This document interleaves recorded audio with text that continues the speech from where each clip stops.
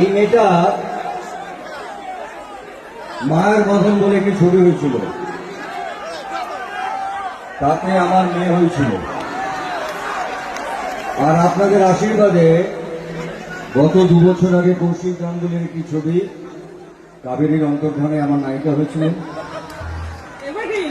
আর আগামী মে মাসে আমাদের একটি ছবি রিলিজ করছে।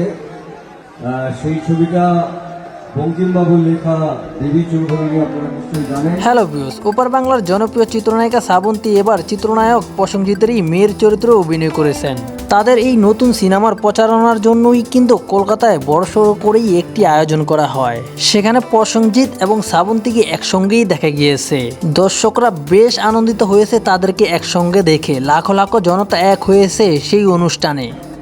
এবং তাতে দেবী চৌধুরী সেজেছে আমার মেয়ে, আর আমি সেজেছি ভবানী পাঠক।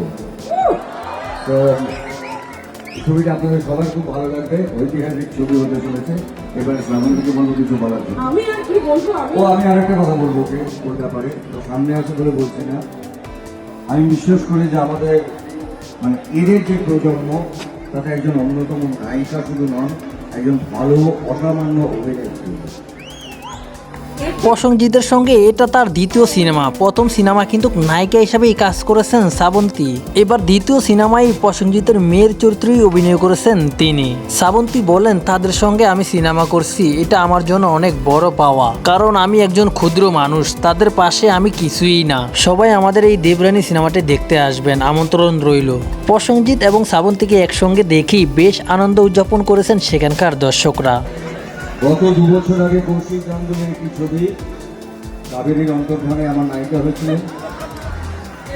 তাতে দেবী চৌধুরী সেজেছে আমার মেয়ে, আর আমি সেজেছি ভবানী পাঠক। তো